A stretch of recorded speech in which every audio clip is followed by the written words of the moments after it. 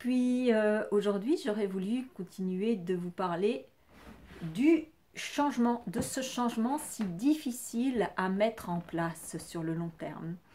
Alors sachez déjà que un changement, alors c'est bien de sortir de sa zone de confort, mais c'est comme pour beaucoup de choses, même des petites choses, par exemple se mettre au sport, il faut à peu près 21 jours pour que ça devienne une habitude.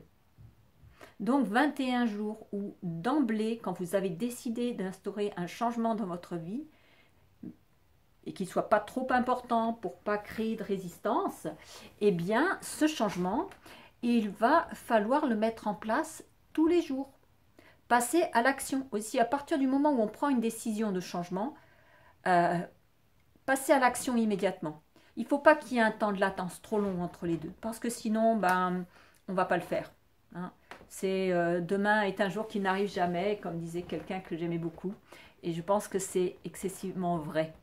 Demain, on rase gratis, demain je me mets à la gym, demain je fais régime, et finalement demain, il y a toujours une autre excuse pour ne pas s'engager. Donc, dès que vous avez pris une décision, mettez-le sur votre agenda, entourez-le, mettez un plan d'action, au moins 21 jours d'affilée pour que ce changement devienne une habitude.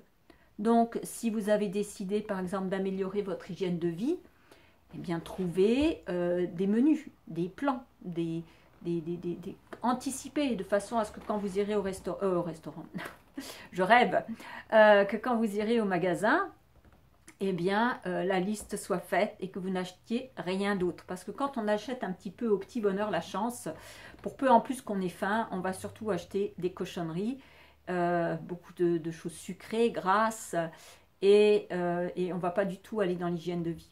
Déjà, ce confinement, du fait d'être enfermé, a diminué certaines de nos capacités pour certains d'entre nous. Donc, il est important aussi d'envisager de refaire du sport. N'attendez pas le déconfinement, faites-en chez vous. Hein, c'est vraiment important. Voyez où vous en êtes au niveau de votre résistance physique. Donc, il y a plein de choses comme ça à décider parce que, effectivement, alors, il y a le changement, mais le changement, il nous attend aussi à la sortie. Et comme je vous l'ai déjà dit, il faut être prêt. Or, si pendant tout ce mois et demi, vous êtes affalé dans votre banquette à manger un peu tout et n'importe quoi, à boire des sodas, à déprimer, eh bien, physiquement et psychologiquement, vous êtes fragilisé. Donc, c'est important de prendre conscience de ça. Ça se prépare, un déconfinement. Mais dans la tête, déconfinez-vous dans votre tête déjà. Et mettez du changement dans votre vie. Sinon, toute cette période qui a été là, pendant laquelle vous avez réfléchi, vous avez sûrement pensé à des choses, vous avez peut-être eu envie de prendre des décisions, peut-être que vous les avez prises ou que vous ne les avez pas prises, mais ce qui compte, c'est le passage à l'action. Le fantasme, c'est bien, mais c'est le passage à l'action qui vous permettra vraiment de mettre des choses différentes dans votre existence, que ce soit sur le plan relationnel, que ce soit sur le plan professionnel, que ce soit sur le plan personnel. Donc vraiment, attelez-vous à ça. Donc déjà, quand on tient les 3 jours, il y a une toute petite marque qui se fait dans le cerveau, mais elle n'est pas assez importante. Il y a toujours la règle des 3 jours, 3 semaines, 3 mois, 3 ans. Au bout des 3 ans, c'est bon. C'est vraiment, ça fait partie de vous. Ça s'est intégré en vous.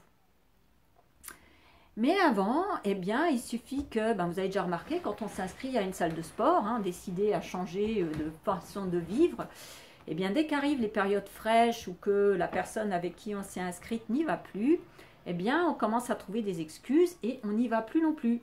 Et très vite, on oublie de le faire. Très vite, ça sort des clous. Et donc, c'est vraiment, si vraiment vous voulez que des choses bougent, c'est important d'agir ainsi. Après, je vous invite aussi, et c'est bien dommage, là, je crois que j'ai oublié de couper le son, j'espère que voilà, ça va plus le faire.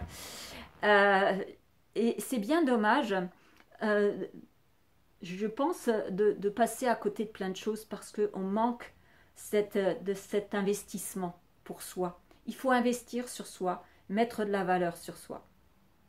Je pense que c'est ça aussi qui va favoriser le changement. Je vous avais dit, faites la liste aussi des choses que vous ne voulez plus. si vous ne savez pas vraiment ce que vous voulez, si vous n'êtes pas suffisamment motivé pour avancer, faites la liste des choses que vous ne voulez plus dans votre vie et qui vont nécessiter, pour qu'elles n'arrivent plus, que vous acceptiez aussi de faire un effort. Alors évidemment, on avait parlé des messages contraignants aussi, hein, où il y a dedans faire un effort. Ce qui ne veut pas dire qu'on doit faire des efforts tout le temps, mais il y a quand même des moments où, effectivement, quoi qu'on fasse, il va falloir faire un effort. La différence, c'est de ne pas être dans faire un effort en excès. C'est comme faire plaisir. On aime faire plaisir. Mais si on se sacrifie pour faire plaisir, là aussi, on est dans un excès. Voilà, j'espère que j'ai été assez claire et que c'est toujours... c'est vraiment enrichissant. Vraiment très, très enrichissant d'apporter du changement dans sa vie, dans sa façon de penser, dans sa façon d'aborder les autres. Vraiment, on ne peut être que gagnant. Je vous souhaite une belle fin de journée. Au revoir.